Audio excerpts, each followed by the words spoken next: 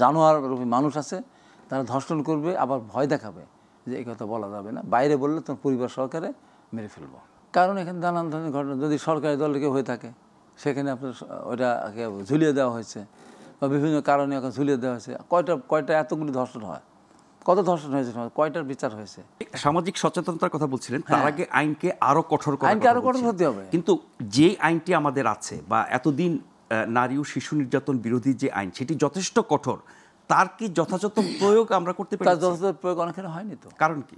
কারণ এখানে নানান ধরনের ঘটনা, যদি সরকারি দলের কেউ হয়ে থাকে সেখানে আপনার ওইটাকে ঝুলিয়ে দেওয়া হয়েছে, বা বিভিন্ন কারণে ওকে ঝুলিয়ে দেওয়া হয়েছে। কয়টা এতগুলি ধর্ষণ হয়, কত ধর্ষণ হয়েছে, কয়টার বিচার হয়েছে, কয়টার শাস্তি হয়েছে, কয়টার মৃত্যুদণ্ড হয়েছে, কয়টার ফাঁসি দিয়েছে বলেন? শুধু মামলাই হতে থাকে। এরকম দেখতেন আপনি যেভাবে ঘটনাটাগুলি ঘটছে, পাশাপাশি দিলে আমরা ফাঁসি দিয়ে। তার মানে সরকারের বা সরকারি দলের প্রভাবের কারণে অনেক ক্ষেত্রে জঘন্য অপরাধের বিচার মতো হয় না। যেমন আমার নোয়াখালী সুবর্ণচরের যে ভোট দেওয়ার কারণে, ধানসিঁড়ে ভোট দেওয়ার কারণে 4 সন্তানের জননীকে ধর্ষণ করালো, তার কোনো বিচার হয়েছে? তাকে ধরতে পেরেছে? তো এরকম অনেক জায়গায় আছে। আমি কথাটা ওই জন্য বলছি যে কোথাও কাউকে ছাড় দেওয়া হবে না, কিন্তু আপনি যতই বলেন না কেন, তারপরেও সমাজের এক শ্রেণীর পশু আছে, নৃশংস আছে, জানোয়ার রূপী মানুষ আছে, তারা ধর্ষণ করবে, আবার ভয় দেখাবে যে এই কথা বলা যাবে না, বাইরে বললে তোমার পরিবার সহকারে মেরে ফেলবো।